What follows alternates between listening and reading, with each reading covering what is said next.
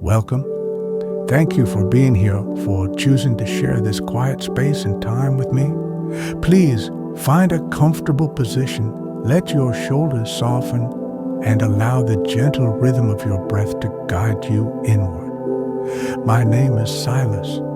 It brings me a quiet contentment to travel this way, aboard the Wanderer, my moving sanctuary. It is less about reaching a destination quickly and more about embracing the journey itself, feeling the subtle shifts in the air, listening to the whispers of a place, and gathering moments of stillness along the way. The steady hum of the train has carried me through many different corners of the world. I recall the gentle warmth of the sun on the tiled streets of Lisbon, the wide leafy expanses under the vast skies of Melbourne, and the quiet echo of history felt within the ancient walls of Krakow. Each place leaves its unique trace, a soft memory woven into the fabric of the journey. Now, the landscape outside my window speaks of the North Star, beautiful, elemental. The familiar motion carries me across the sea towards Iceland and the quiet harbor city of Reykjavik. In the chapters that lie ahead, we will step together onto Icelandic shores. We will feel the cool, clean salt air kiss our skin as we wander near the harbor, listening to the distant cries of gulls and the soft hush of waves against volcanic rock. We will discover the surprising warmth of colorful streets nestled against the vast landscape, find moments of resonant quiet within the soaring lines of Hallgrímskirkja, and seek refuge in cozy nooks filled with the scent of coffee and old books. It is these small, often overlooked details, the quality of the northern light, the texture of moss on stone, the feeling of stillness that I hope we can experience together. This is simply an invitation to pause, to observe the world with gentle curiosity, and perhaps find a measure of peace in the unfolding moment, just as I endeavor to do. Let the soothing sounds of the journey wash over you as we arrive and explore the unique calm of Reykjavik. If you find solace and comfort in sharing these quiet travels, perhaps consider liking this recording or subscribing to the channel so we may journey together again. For now, though, let us settle in and begin. Chapter 1, Towards the Edge of the Arctic. The rhythmic sway of the wanderer is a familiar comfort, a gentle pulse beneath my feet. Outside the large window, the world shifts, transforming into something stark and new. Gone are the dense forests or rolling hills of previous journeys. Here, the land stretches out, vast and exposed under a sky that seems impossibly wide. Moss, in shades of muted green and pale gray, clings resiliently onto dark, undulating fields of ancient lava rock. It's a landscape sculpted by forces unseen, immense and slow, leaving behind a testament to raw, elemental power, softened only slightly by time and this tenacious, low-growing life. I trace the intricate patterns of the lava field with my eyes, noticing how the light catches the uneven surfaces. It's a different kind of light here, closer to the top of the world. Even in daytime, it feels softer, carrying a clarity that seems unique to these northern latitudes. It lacks the golden warmth I remember from Lisbon or the hazy intensity of a Roman summer. Instead, it's pure, almost crystalline, illuminating the subtle textures of the moss and the deep volcanic black of the rock without harshness. The vastness outside makes the cozy interior of my carriage feel even more like a sanctuary, a small warm shell moving through the immensity. Raising the warm ceramic mug to my lips, I inhale the gentle steam of chamomile tea. Its subtle floral scent mingles with the familiar aroma of worn leather and old books that permeates my traveling home. The taste is soothing, grounding. I lower the mug, its warmth lingering in my hands, and continue to gaze outwards. There are no trees to interrupt the horizon, only the gentle rise and fall of the dark land meeting the pale expanse of the sky. It feels like traveling towards the edge of something, a threshold between the familiar world and a realm governed by different rhythms, different rules. For a moment, I slide the window open just a fraction. The air that rushes in is bracingly cold, clean, and carries the faint, sharp tang of salt, even miles from the coast. It whispers of glaciers, of vast open waters, of a purity untouched by the complexities of denser lands.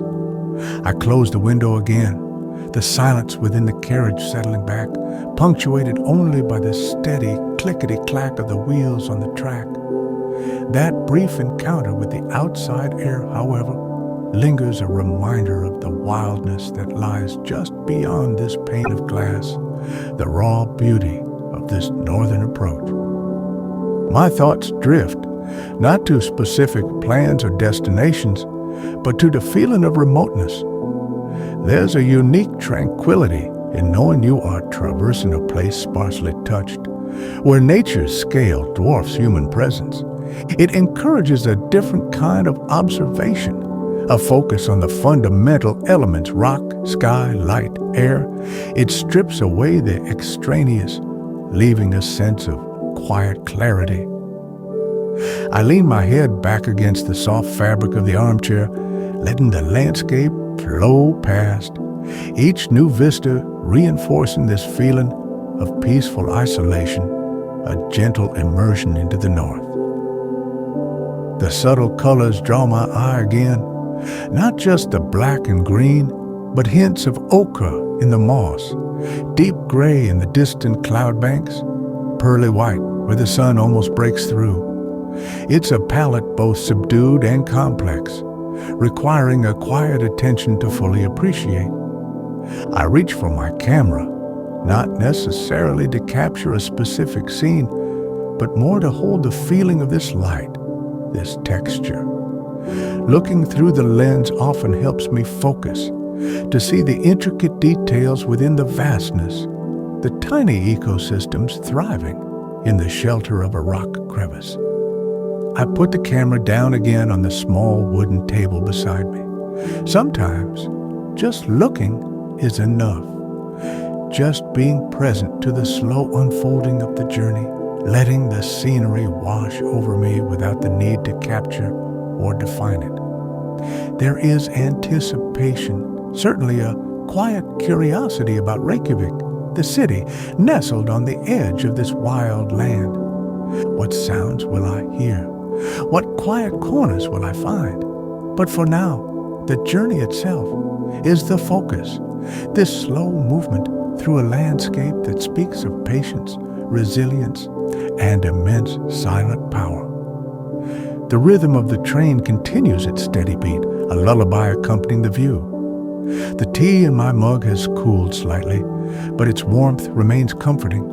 I settle deeper into my seat, feeling a sense of calm settle over me, as vast and quiet as the northern sky outside. We glide onward towards the edge of the Arctic, carried by the gentle momentum of the wanderer, enveloped in the profound stillness of this ancient land. The world outside is stark yet peaceful, and I feel a quiet readiness to meet it. Chapter 2, Harbour Town. Welcome. The train slows, its familiar rhythm easing into a gentle glide. The sounds change. The steady clickety-clack softens, replaced by a low hum as we approach the outskirts of Reykjavik. Through the window, the wild open landscapes give way to scattered buildings, their forms simple and sturdy against the elements. Then glimpses of water appear, the gray expanse of the North Atlantic merging seamlessly with the overcast sky. We arrive not at a grand, bustling station, but a quiet siding near the old harbor, a place that feels functional, unassuming, yet perfectly situated. Stepping down from the Wanderer, the air immediately envelops me. It's cool, crisp, and carries that distinct scent I noticed earlier, clean, cold, with the unmistakable tang of salt and sea. It feels invigorating, awakening the senses gently. I pause on the platform, pulling my jacket a little closer, taking a moment to simply breathe it in, letting the atmosphere of Reykjavik seep into my awareness. The silence here is different from the silence of the lava fields. It's punctuated by the distant cries of seabirds and the low thrum of unseen harbor activity. My gaze drifts toward the water. Fishing boats painted in robust blues, reds, and greens bob gently at their moorings, their masts creating a delicate tracery against the sky. Beyond them, across the calm waters of Faxaflói Bay, rises the majestic form of Mount Esja. Its slopes, dusted with a fine layer of white, look serene and imposing, a constant, watchful presence guarding the city. The scale feels intimate here, despite the vastness of the surrounding nature. It feels like a place deeply connected to the sea, shaped by its moods and its bounty.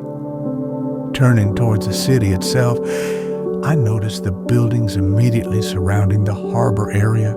Many are clad in corrugated iron, painted in surprisingly cheerful colors, bright yellows, deep blues, rich reds, a vibrant contrast to the often gray skies.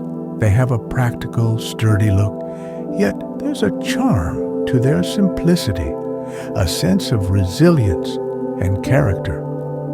I start walking, my footsteps quiet on the pavement, heading towards the area where I've arranged accommodation. There's a gentle energy here, a blend of working harbor town and quiet capital city.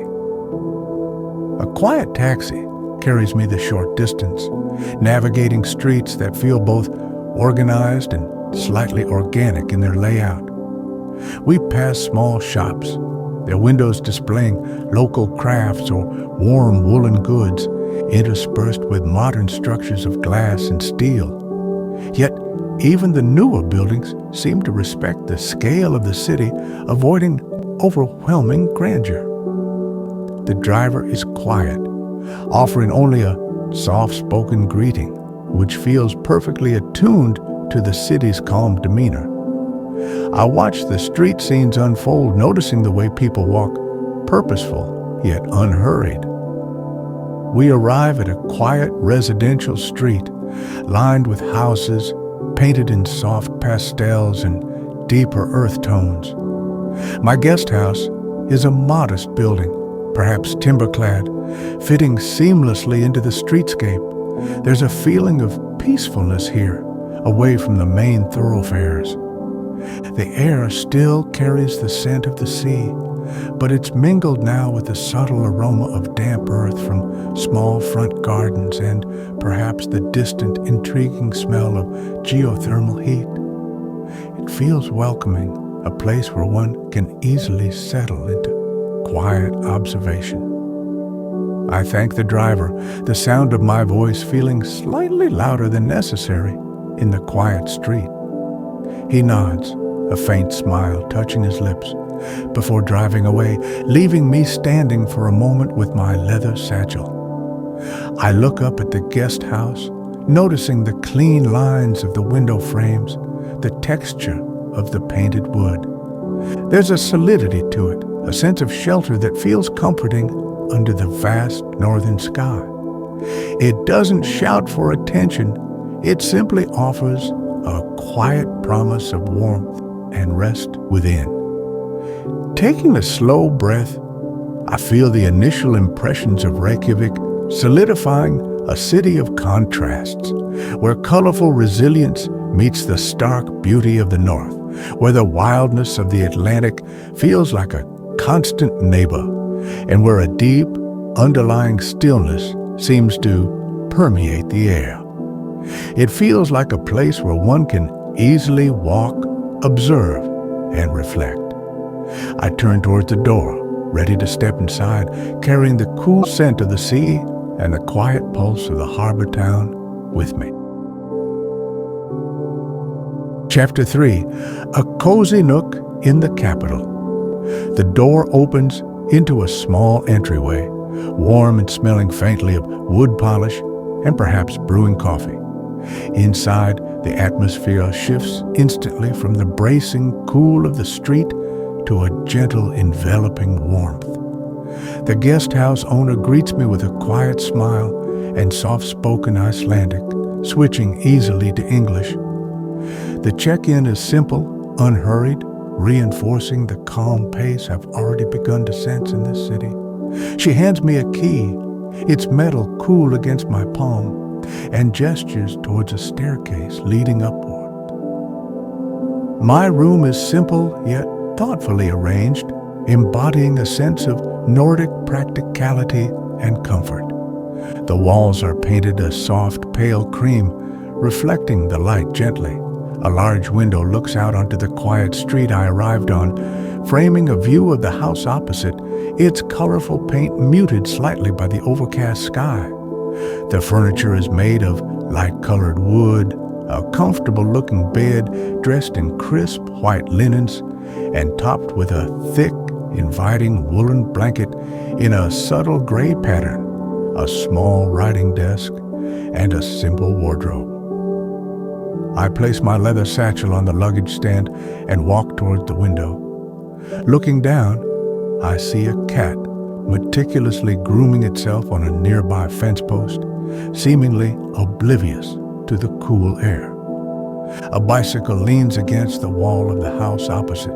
Steam rises faintly from a grate further down the street, a visible reminder of the geothermal energy humming beneath the city. These small, mundane details feel grounding, anchoring me in this specific place, this quiet corner of Reykjavik. The sounds from the street are muted, just the occasional passing car, distant footsteps. Slowly I begin to unpack, taking out only the essentials, my notebook and pen, my camera, a well-loved novel I've been rereading. Arranging them on the small desk feels like a quiet ritual, establishing a temporary sense of order and familiarity. I run my hand over the smooth surface of the wooden desk, appreciating its simple functional design. The woolen blanket on the bed looks incredibly soft. I touch its textured surface, imagining its warmth during the cool northern nights. It feels like a space designed for rest, for quiet contemplation. On the desk, there's an electric kettle and a small selection of teas and coffee. I fill the kettle using the carafe of water provided and switch it on. The low hum as it heats is a gentle domestic sound that adds to the room's peaceful atmosphere. While waiting, I explore the small ensuite bathroom, clean, functional, with white tiles and simple fixtures. Everything feels well maintained, designed for comfort without unnecessary fuss. The quiet efficiency is soothing in its own way. The kettle clicks off. I choose a simple black tea, pouring the steaming water over the leaves in the provided mug. Holding the warm ceramic between my hands, I return to the window. The cat has vanished from the fence post. A woman walks by, pushing a pram, bundled against the chill. The pace of life outside feels gentle, unhurried. I sip the tea, its warmth spreading through me, a comforting contrast to the cool scene outside. The light filtering into the room, though not bright sunlight, has a soft, diffused quality that is easy on the eyes. This room feels like a haven, a cozy nook sheltered from the elements. It's a place to retreat to, after quiet explorations, a space to process observations, to write, to simply be. The simplicity feels calming, uncluttered. There's a subtle scent in the air, perhaps the wood of the furniture, the clean linens, or maybe just the unique smell of an Icelandic building warmed from within against the cool air outside. It's comforting, like settling into a well-kept home. Finishing my tea, I place the empty mug back on the desk next to my notebook. I feel the initial weariness from the journey begin to recede, replaced by a quiet sense of contentment and anticipation. This small, warm room feels like the perfect anchor point for my time in Reykjavik. From here, I can step out and explore the city's quiet corners, always knowing this peaceful space awaits my return. For now, I simply sit in the quiet armchair by the window, watching the soft northern light, feeling utterly at peace. Chapter 4. Colors and Cobblestones. The gentle click of the guest house door closing behind me is the only sharp sound as I step out onto the quiet street. The air remains cool and crisp, carrying the faint scent of the sea. I pull on my gloves, tucking my notebook and camera securely into my satchel, and begin to walk, letting intuition guide my path towards the city center. My footsteps make a soft rhythm on the pavement, a quiet counterpoint to the low hum of the city that seems to hang in the air, never quite loud, never quite silent. Turning a corner, the architecture begins to shift subtly.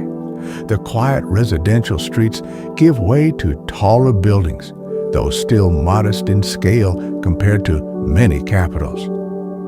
What strikes me most is the color.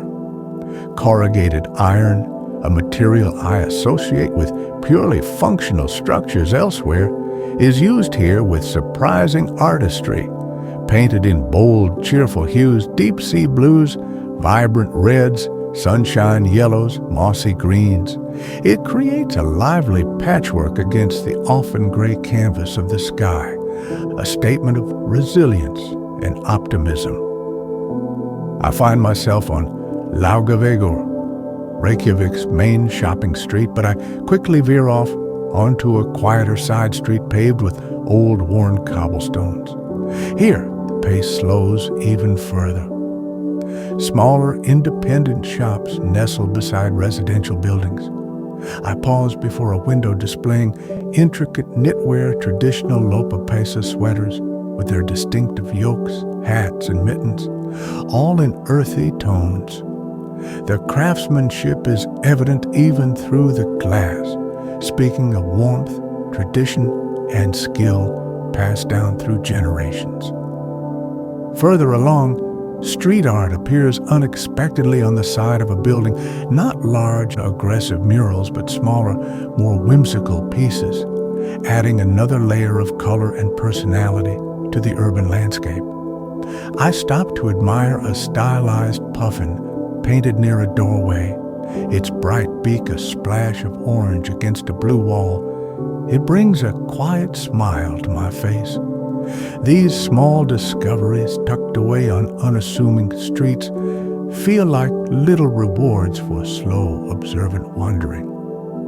Eventually, my path leads me towards Tjörnin, the large pond nestled in the heart of the city. I stand near its edge, the water reflecting the sky like a mirror, sometimes gray, sometimes catching a fleeting patch of blue. Swans and ducks glide serenely across the surface, leaving gentle V-shaped wakes behind them. The sounds here are different. The soft lapping of water against the shore, the occasional contented quack of a duck, the distant murmur of city traffic, barely audible over the breeze, rustling the bare branches of nearby trees. Several buildings line the pond's edge. The City Hall, with its interesting modern design, partially submerged, residential homes, and cultural institutions. Their reflections shimmer and distort gently in the water. I find an empty bench, the wood cool beneath my gloved hands, and simply sit, watching the birds, the water, the shifting light. People stroll by, some walking dog, others lost in conversation, but the atmosphere remains peaceful, almost contemplative. It feels like the city's quiet heart.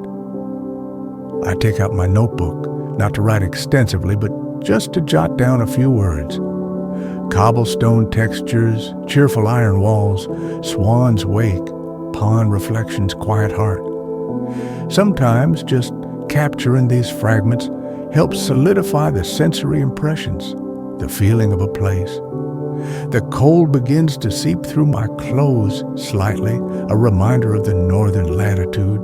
But it's not unpleasant, just a crisp awareness of the environment. The air feels clean, invigorating. Rising from the bench, I continue my stroll around the pond's edge, my pace unhurried. The blend of nature and city feels harmonious here, seamlessly integrated. The colorful buildings, the cobblestone streets, the quiet presence of the water, it all contributes to Reykjavik's unique character. It's not a city that shouts for attention, but rather one that reveals its charms slowly, rewarding quiet observation. As I walk, I feel a growing sense of connection to this place, its gentle rhythms, and its understated beauty. Chapter 5. Echoes in Hallgrímskirkja. From many points in the city, its spire reaches towards the sky, a constant landmark. Today, I walk towards Hallgrímskirkja, the iconic church that defines Reykjavik's skyline. As I approach, its unique form becomes clearer. The cascading columns inspired by the hexagonal basalt formations found throughout Iceland's natural landscape. It seems to rise organically from the earth, a man-made echo of geological forces. The pale concrete catches the northern light, appearing almost luminous against the backdrop of the sky. The plaza in front of the church is wide and open, allowing for an unobstructed appreciation of its scale and design. There's a statue of Leif Erikson standing sentinel, a gift from the United States, gazing out thoughtfully. I pause here, taking in the church's facade, the way the central spire ascends, flanked by the symmetrical descending wings. It feels both modern and timeless, a powerful statement of faith and national identity. Yet there's a certain austerity, a clean-lined simplicity that prevents it from feeling overly ornate or imposing. Pushing open the heavy door, I step inside. The transition is immediate from the open, breezy plaza to a vast, quiet interior space. The air inside is cool and still, carrying a faint, almost imperceptible scent, perhaps of old stone and polished wood. High above, the ceiling vaults, drawing the eye upward along clean, uncluttered lines. Light streams in through tall, slender windows, not brightly colored stained glass, but mostly clear or subtly patterned, allowing the pure northern light to illuminate the space without distraction.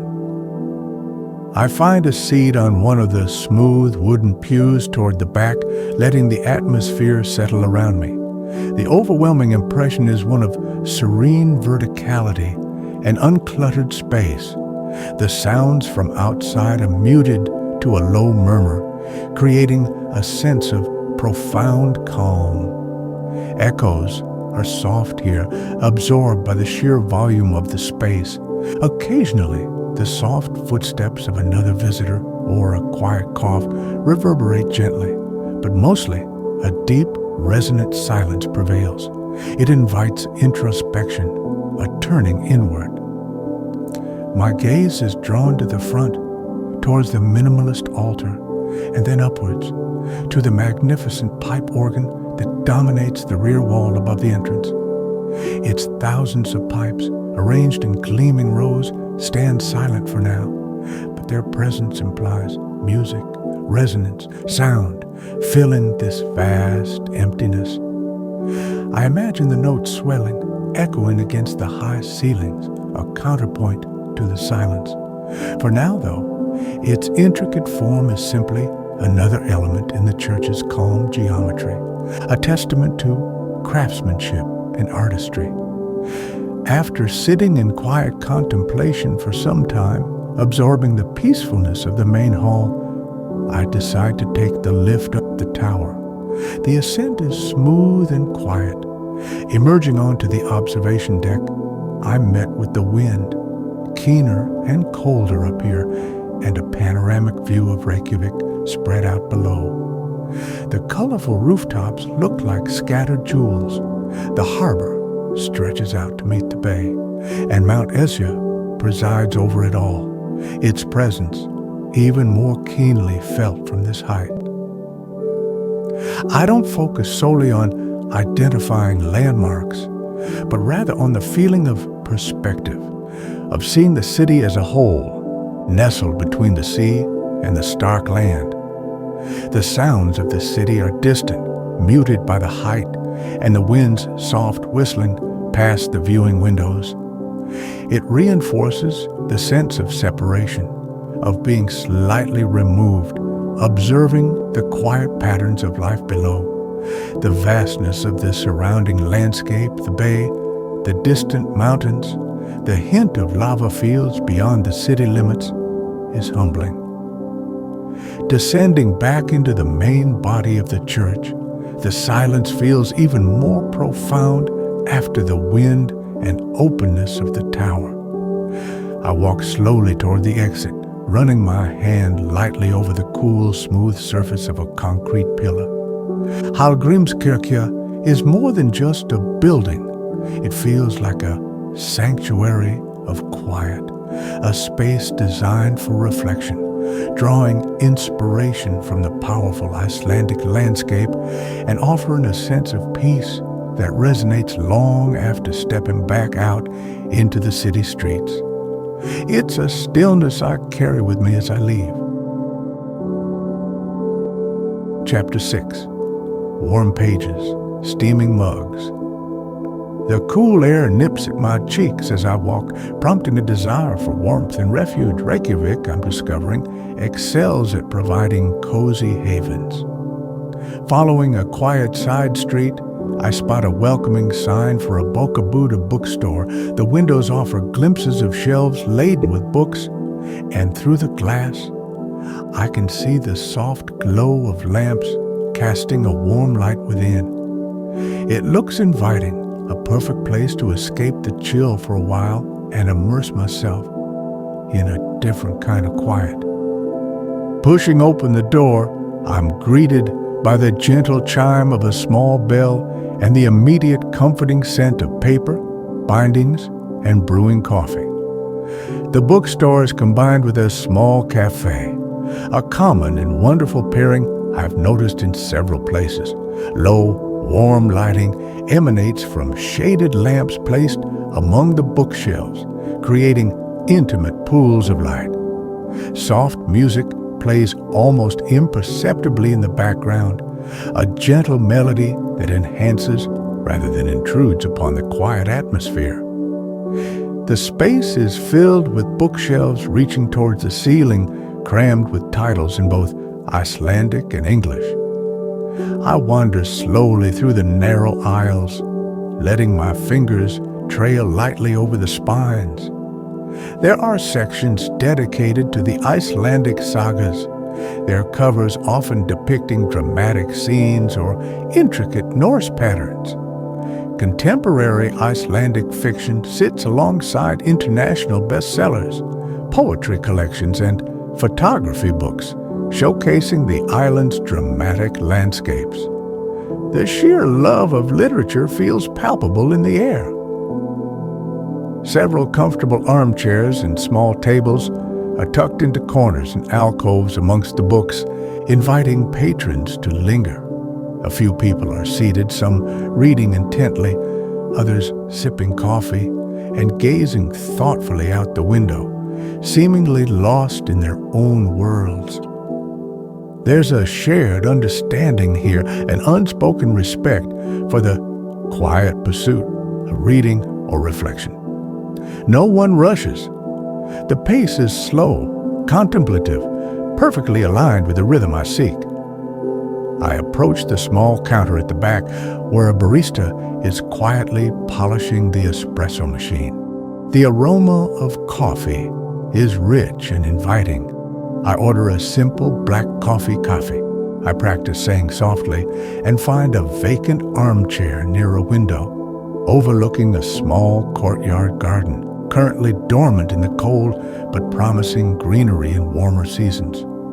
The chair is upholstered in a soft, worn fabric, enveloping me comfortably as I sink into it. The barista brings my coffee over a few minutes later, placing the steaming mug gently on the small table beside me. "Gjordus fovel," she says with a soft smile. "Here you go." I thank her, inhaling the rich aroma. The mug is warm in my hands, a welcome contrast to the memory of the cold outside. I watch the steam curl upwards in the soft lamplight, a tiny mesmerizing dance. For a few moments, I just sit, holding the mug, enjoying the warmth and the peaceful ambiance of the bookstore cafe. I haven't chosen a book to read. Instead, I take out my notebook. Sometimes these quiet, warm spaces are conducive to reflection, to processing the observations gathered during my walks.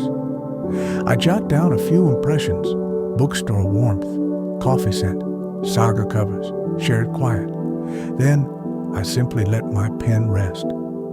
Looking around, I notice the textures, the smooth, aged wood of the bookshelves, the very surfaces of the book covers, the soft upholstery of the chair, the smooth ceramic of my mug. It's a feast for the quiet senses. Sipping my coffee, I let the warmth spread through me.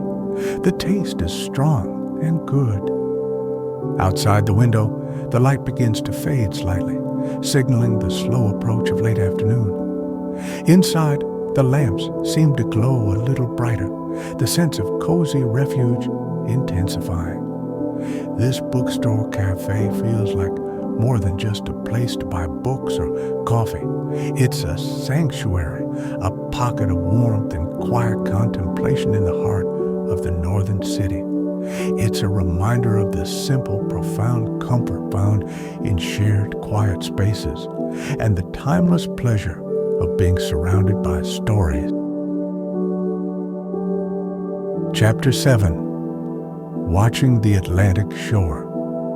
Drawn by the ever-present scent of salt in the air, I find my way towards Reykjavik's coastline.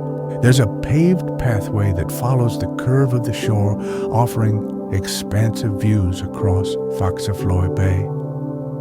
The wind is more noticeable here, coming directly off the cold waters of the North Atlantic.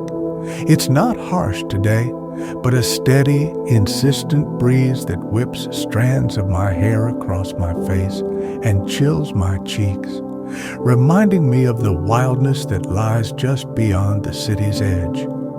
The shoreline itself is rugged, a mix of dark volcanic sand and smooth gray stones, worn round by the relentless action of the waves. Seaweed lies in dark, tangled ribbons at the high tide mark. I walk slowly along the path, my gaze alternating between the intricate details of the shore and the vast panorama of the sea and sky. The sound is constant, the rhythmic shoosh and sigh of waves washing onto the shore, a soothing, hypnotic cadence that seems to match the steady beat of my own quiet footsteps. In the distance across the bay, Mount Esja remains a constant companion, its familiar silhouette defining the horizon. Today, clouds wreath its summit, adding a layer of mystery to its presence. Closer, the water itself is a deep, steely gray-blue, its surface textured by the breeze. White caps appear further out, where the wind has more fetch. Watching the endlessly shifting patterns of light and shadow on the water is mesmerizing, a constantly changing canvas painted by the elements. Further along the path, I come across the Solfar, the Sun Voyager's sculpture. Its skeletal form, resembling a Viking longship, is crafted from gleaming stainless steel. It seems poised for a journey, its prow pointing north across the bay. I stop here for a while, walking around the sculpture, observing how its polished surfaces reflect the sky, the sea, the distant mountains. It evokes feelings of discovery, of hope, of journeys undertaken across vast waters. It feels both ancient in its inspiration and strikingly modern in its execution. Finding a bench slightly sheltered from the main force of the wind, I sit and face the ocean. The sheer scale of the view is humbling. There is nothing between here and the distant horizon but miles of cold, open water. It induces a sense of perspective, making the concerns of everyday life feel small and distant. The constant motion of the waves, the vastness of the sky, the crispness of the air, it all combines to create a feeling of clarity, a stripping away of the non-essential. I watch the seabirds wheeling and diving overhead, their cries sharp and clear on the wind. A few hardy souls are out walking or jogging along the path, heads bowed against the breeze, but mostly it's quiet. The sounds are primarily those of nature, the wind, the waves, the birds. It's a powerful reminder of Reykjavik's unique position, a capital city perched on the edge of the wild Atlantic, constantly interacting with the forces of nature. Taking a deep breath, I taste the salt on the air. My hands feel cold, even inside my gloves. I pull my scarf tighter around my neck, finding comfort in its soft wool. There's a raw beauty to this coastline, not gentle or conventionally picturesque, but compelling in its starkness and power.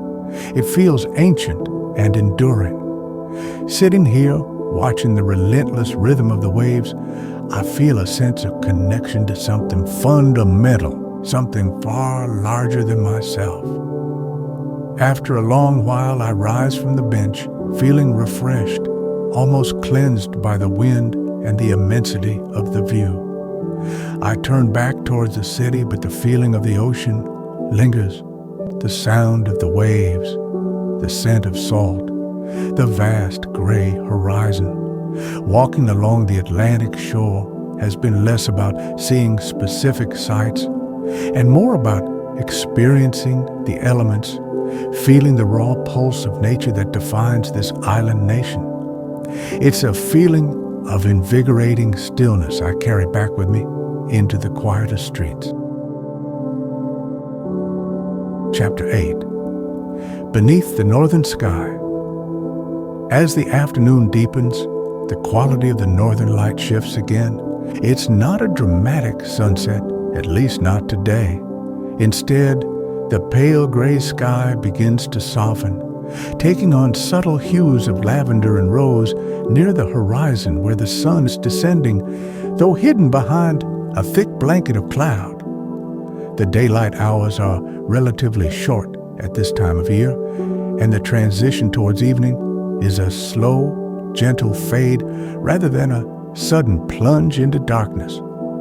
It encourages a winding down, a quiet observation of the changing atmosphere. I find myself walking through a residential neighborhood again. The streets quieter now as people return home. Lights begin to appear in windows, casting warm, inviting squares of yellow onto the darkening pavements. The colorful houses seem to glow softly from within. There's a feeling of peaceful domesticity settling over the city. The air grows colder, the crispness intensifying as the last of the day's weak warmth dissipates. My breath mists slightly in front of me. Looking up, The sky is immense, a vast dome arching over the city. Even with the cloud cover, there's a luminosity to it, a residual light that prevents complete darkness. Stars remain hidden, but the texture of the clouds is visible, shifting slowly, revealing glimpses of deeper gray or paler tones. It feels different from the night skies I'm accustomed to, further south clearer, somehow closer despite the clouds. There's a profound sense of being far north, under a sky governed by different cosmic rhythms. Tonight, there is no dramatic display of the aurora borealis, no ethereal green ribbons dancing overhead, perhaps another night. Yet, even without that spectacle, the sky itself holds a quiet magic. The soft, lingering twilight has its own unique beauty. It casts the familiar shapes of buildings and streets into soft focus, blurring edges, creating an atmosphere of gentle mystery. The streetlights hum softly, their orange glow reflecting on damp patches of pavement. I pause on a small bridge crossing a nearly frozen canal or stream on the outskirts of the city center. The water below is dark, reflecting the streetlights like scattered coins. The silence here is deeper, broken only by the distant hum of traffic or the occasional soft crunch of my own boots on the path.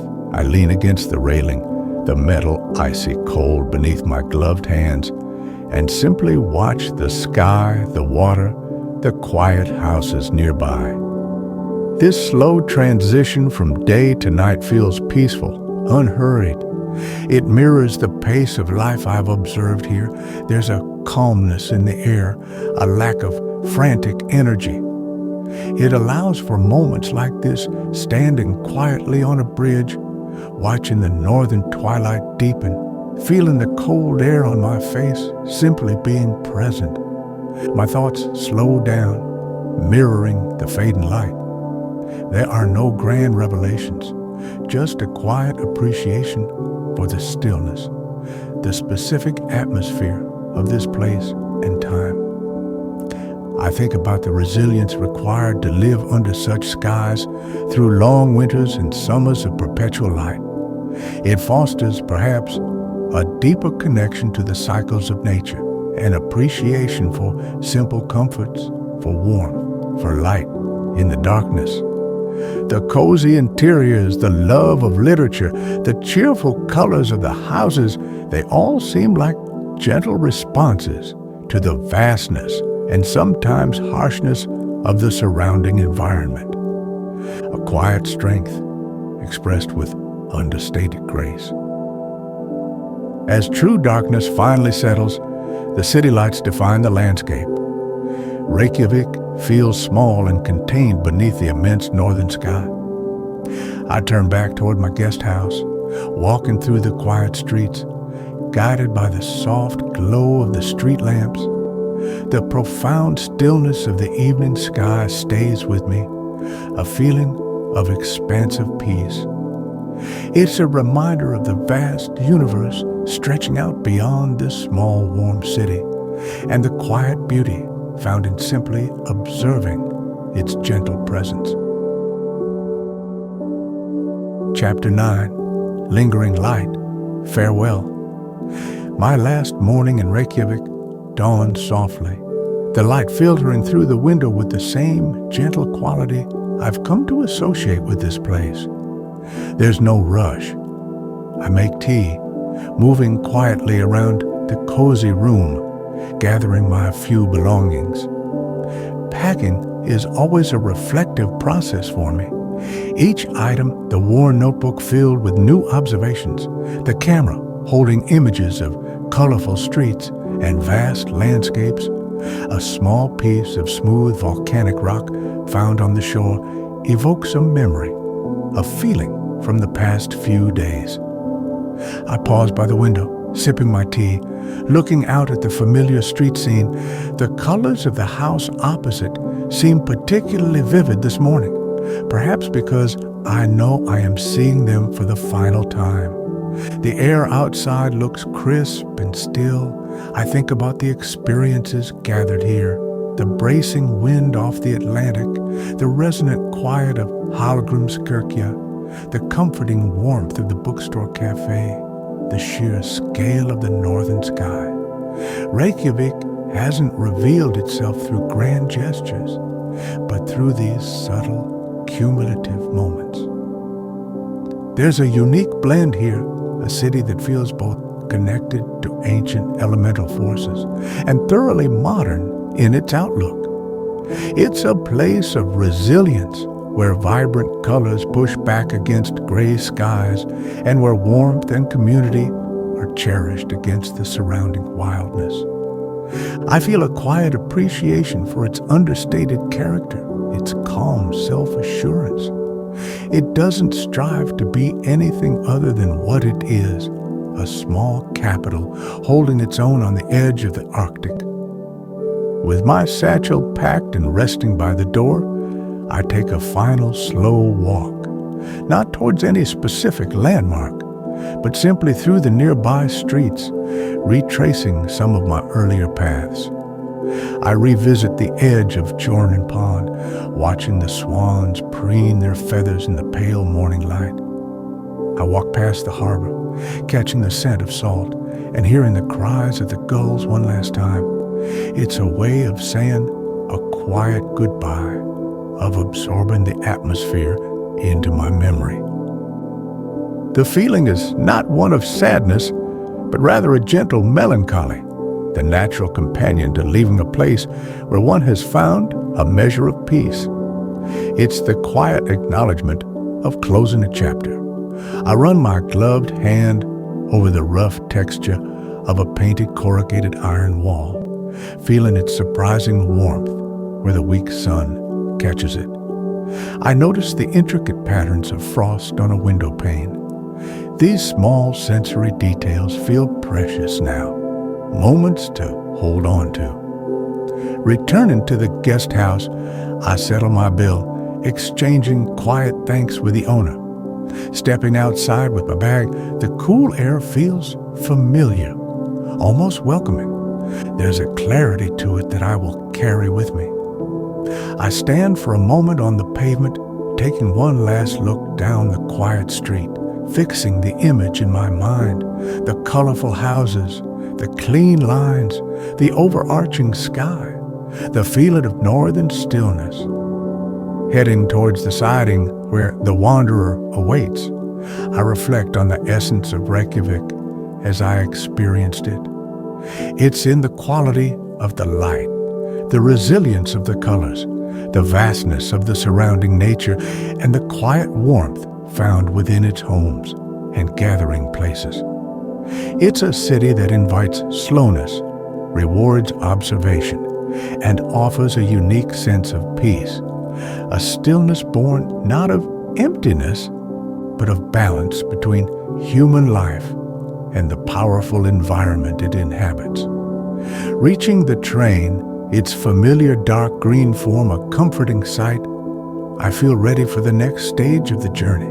But Reykjavik has left its gentle impression. It's a quietude, a sense of clarity, a memory of crisp air and warm spaces beneath a vast northern sky. I climb the steps into my familiar carriage, carrying the stillness of Reykjavik with me, a quiet resonance that will surely linger long after the Icelandic coastline fades from view. Chapter 10. Carrying the Stillness.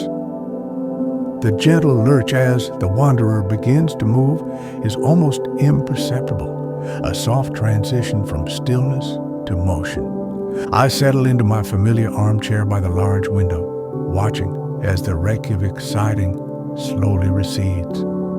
The colorful buildings of the harbor area slide past, then the houses, growing sparser as we reach the city's edge. Mount Esja, ever present, seems to watch us go, its familiar form gradually diminishing in the distance until it merges with the horizon. The landscape outside quickly returns to the stark beauty I witnessed on arrival the dark, undulating lava fields, the resilient moss, the vast, pale sky. Seeing it again, now imbued with the memories of the city it cradles, gives it a new resonance. The train picks up speed, resuming its steady, rhythmic clickety-clack, a sound that feels like coming home, even as home is constantly moving. The familiar sway is instantly soothing, a gentle rocking that encourages relaxation. I pour myself a cup of tea from the thermos I prepared earlier, the warmth welcome in my hands. The interior of the carriage feels exceptionally cozy now, a self-contained world of warm wood, soft fabrics, and the scent of books, moving through the wild Icelandic terrain.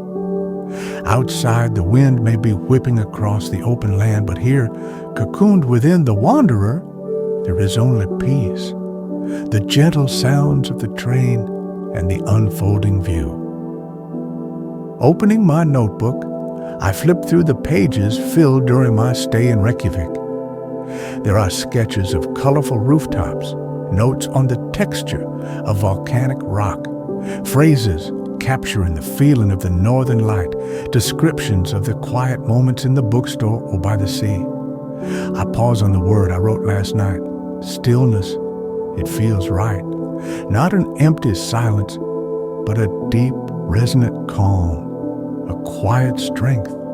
That's the essence of Reykjavik I want to hold on to. I don't feel the need to write more just now. Instead, I lean back, closing my eyes for a moment, simply listening to sounds of the train, the rhythmic beat of the wheels, the soft hum of the engine, the occasional creak of the carriage. They form a familiar, comforting soundscape. It's the soundtrack to my journeys, a constant presence that allows my mind to drift, to process, to simply be. The memories of Reykjavik feel clear and calm, not clamoring for attention, but settling peacefully within me. Opening my eyes again, I watch the landscape roll by. It's captivating in its austerity. There's a profound sense of space, of distance, of nature's dominance. Traveling through it, even within the comfort of the train, reinforces the feeling of quiet humility I felt looking out over the Atlantic. It's a good feeling, grounded and peaceful.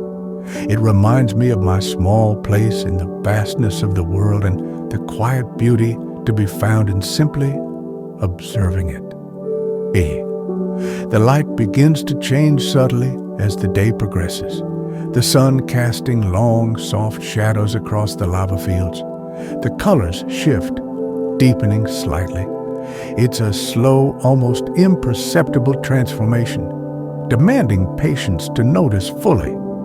This journey, like the city I just left, encourages a slower pace of observation and appreciation for nuance.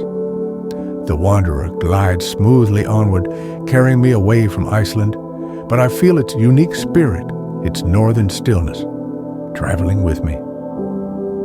As dusk begins to settle, painting the sky in soft grays and muted blues, I feel a deep sense of contentment. The gentle motion of the train, the vast, quiet landscape outside, the warm comfort within it, all combines to create a perfect state for rest.